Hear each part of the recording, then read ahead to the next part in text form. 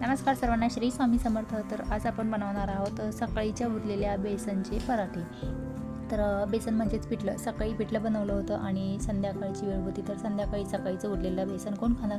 तर त्यासाठी मी इकडे चपात्यांचं पीठ मळलेलं होतं आणि चपात्या माझ्या बनवून झालेल्या होत्या. संध्याकाळची भाजी माझी झालेली होती आणि ते बेसन वाया न घालण्यासाठी मी इकडे थोडंसं डोकं चालवलं की तो बेसन सर्वांच्या पोटामध्ये कसा घालायचा. तर मी असं छानपैकी मळलेल्या पिठामध्ये ते बेसन ॲड केलं, त्यामध्ये ते व्यवस्थित मिसळून घेतलं.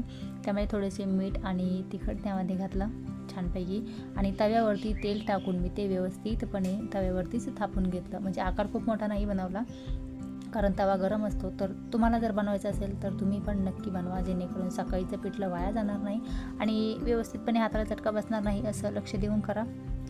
गॅस बनवताना गॅस आपल्याला कमी करायचा आहे, म्हणजे हाताला वाफ लागणार नाही. आणि बघू शकता तुम्ही छानपैकी दोन्ही साईडनं आपल्याला तेल टाकून व्यवस्थितपणे ते भाजून घ्यायचं आहे. व्यवस्थित तेल टाकायचं आहे, त्यामध्ये कांदा वगैरे काही मी ॲड केलेला नाही आणि तुम्हाला जर करायचं असेल तर तुम्ही करू शकता. तर छानपैकी आपले बेसनाचे पराठे इथं तयार आहेत. तर तुम्ही पण मुलांसाठी नक्की ट्राय करा एकदा. आणि व्हिडिओ आवडला असेल तर चॅनलला सबस्क्राईब, व्हिडिओला लाईक नक्की करा. तर असे मी इकडे 2 ते 3 पराठे बनवून घेतले होते आणि सर्वांनी ते आनंदाने खाल्ले. तर तुम्ही पण बनवून नक्की खा एखाद्या दिवशी. बाय बाय, धन्यवाद व्हिडिओ बघितल्याबद्दल.